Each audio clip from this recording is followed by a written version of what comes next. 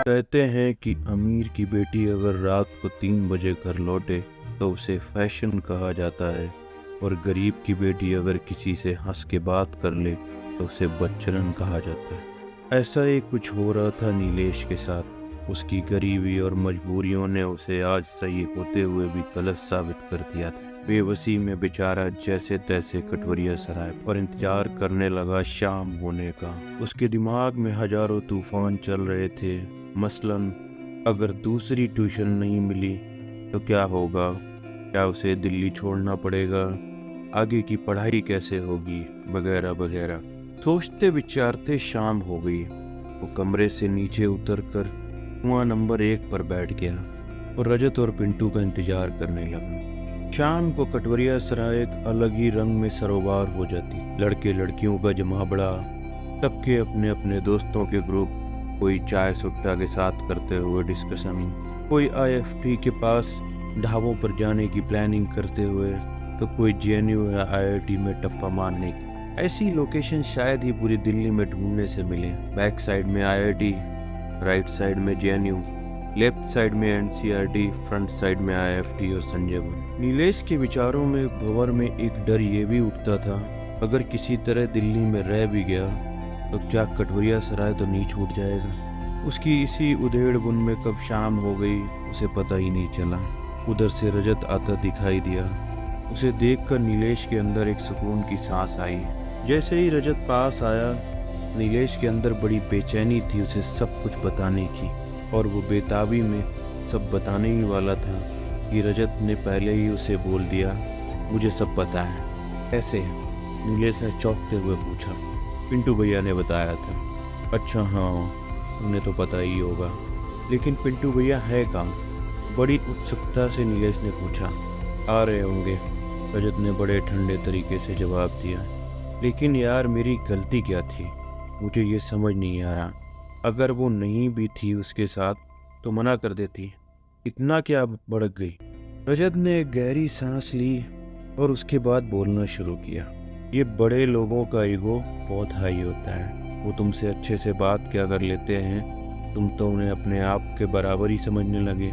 ये लोग हमसे अच्छे से बात कर सकते हैं, चाय खाने के लिए पूछ सकते हैं, बेटे की तरह दिखावा कर सकते हैं, लेकिन इसका ये मतलब नहीं कि हम उनकी फैमिली बन गए हैं और उनके किसी भी मामले में दखलंदाजी करने लगे। बात समझ आई?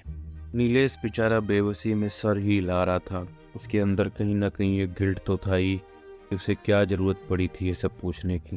तब तक पीछे से पिंटू आ गया। उसने नीलेश के कंधे पे हाथ रख के बोला, जिस जासूसी के लिए तुम्हें वहाँ रखा गया था वो तो ठीक से कर नहीं पा रहे थे। मतलब? नीलेश ने चौंकते हुए पूछा। अरे भाई, बस इतना समझ लो, उस घर के मालिक कोई बहुत अच्छा काम नहीं करते हैं और हमें खबरें चाहिए थी, इसलिए तुम्हें वहाँ रखवाया था। लेकिन खबरें क्यों चाहिए थी? नीलेश ने पूछा। आगे देनी होती हैं। हम दोनों सरकार की एक एजेंसी में काम करते हैं, इससे ज़्यादा जानने की ज़रूरत नहीं है। अच्छा, इस टाइप का काम? नीलेश ने पूछा। वही तो तुम्हें पता लगाना है, पिंटू ने जवाब दिया। वो तो अच्छे आदमी हैं, हो सकता है आप लोगों को कोई गलतफहमी हुई हो। यार, तुम्हें जितना बोला गया उतना करो, कि फालतू की चीज़ में ना दिमाग मत लगाया करो। मैं कोई जुगाड़ लगाता हूँ, वापस तुम्हें वहाँ पे रखवाता हूँ। बस तुम्हें अपनी आँख कान खोल के रखना है और हमें बताना है आके, और फालतू का दिमाग नहीं लगाना, ना ही हमें आके ये ओपिनियन देना कि वो अच्छे आदमी है या ख़राब आदमी। वो हम लोग डिसाइड कर लेंगे। जो तुम वहाँ देखोगे, जो सुनोगे, वो बस बता देना आके, ठीक है? यहाँ तक तैयार हो तो ठीक है, नहीं तो भाई इसके आगे तुम जानो, तुम्हारा काम जाने। ये कहकर पिंटू वहाँ से चला गया। रजत का भी एक कॉल आ गया। वो भी फ़ोन पे बात करने के बहाने धीरे से साइड में हो गया। अब अकेला खड़ा था नीलेश, बहुत सारे आश्चर्यों के साथ में। क्या वो इस बात पे चौंके ये दोनों सरकार की किसी इंटेलिजेंस एजेंसी में काम करते हैं, और उसका बेस्ट फ्रेंड रजत, इसने ये बात उससे अब तक छुपा के रखी? या वो इस बात पे चौंके ये लोग उससे कौन सा काम कराना चाहते हैं और वहाँ पे उसे क्या करना होगा?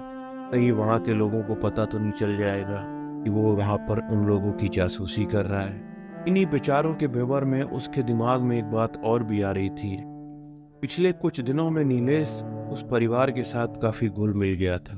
उसके मन में एक अजीब सी सहानुभूति थी और कहीं ना कहीं उसे ये लग रहा था कि अगर उस परिवार की खबरें उन्हें दे देता है और कल को अगर उस परिवार के साथ कुछ भी गलत होता है तो क्या वो जिम्मेदार होगा। एक हंसता खेलता परिवार बिखर जाएगा सिर्फ उसकी दी हुई कुछ खबरों के बिना।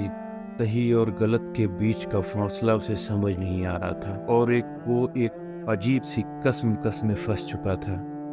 दोस्तों, इसके आगे के पार्ट में सुनते हैं कि नीलेश ने आखिर क्या डिसीजन लिया और उसकी ज़िंदगी में और आगे क्या होगा। Thank you.